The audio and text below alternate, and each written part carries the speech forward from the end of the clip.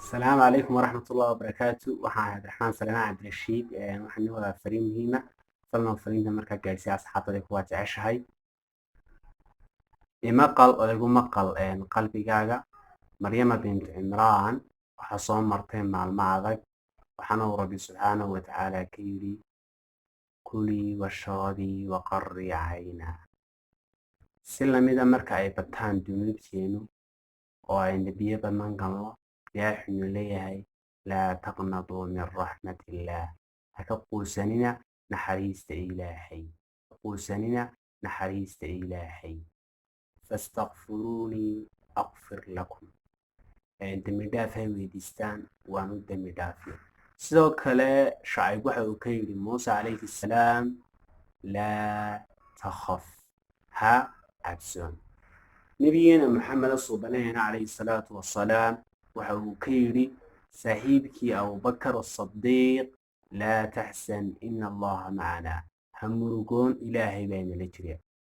waxyaabahaasoo dhan waxa ayna tusayaan in wakhtiyadan oo kale iyo wakhtiyada cabsida iyo masiibooyinka iyo argagaxa ay dhammaantood fidinayeen hadallada wanaagga iyo xasiloonida abuuraya suubanaheena waa ay dilayeen isna saaxiibka ku lahaa laa takhaf ina allaha macanaa laa taxsan in allaha macanaa ha murugoon ilaahay baa inala jireen maxaa yeelay waxay ogaayeen awoodda ilaahay iyo in ilaahay una ka tegayn maalmaha adag waxaan kaa rajeynayaa in aad fidin doonto hadallada xasiloonida ku beeraya qulubta dadka xiliyadan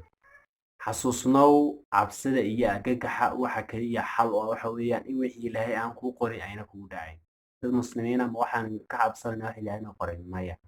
cabsoon balse taxadar waxaan uga jeedaa intaas qatasho ha odhan acmaasha ilaahay baa qoray maya sidaa maaha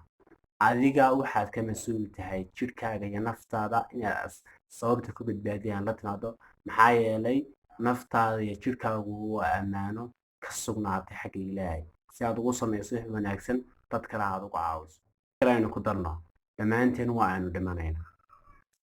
qofka cuduru dhiman waaye si kale ayuu dhimanayaa maaha markaa inaynu ka baqno cudurkan ee haddiiba ay tahay inaynu cabsoonno waa inu ka baqnaa dembiyadeena maalinta qiyaame layna xisaabinayo sidaa daraaddeed dhammaan iminka adduunyadoo dhan waa la xidhay iskooladii jaamacadihii meheradii suuqi laakiin hal albaab baa furan albaabkaasina waxa weeyaan albaabka towbada inaad toobad keento ood rabbiga u noqoto albaabka ayuuna kuu diiyin shaydaanku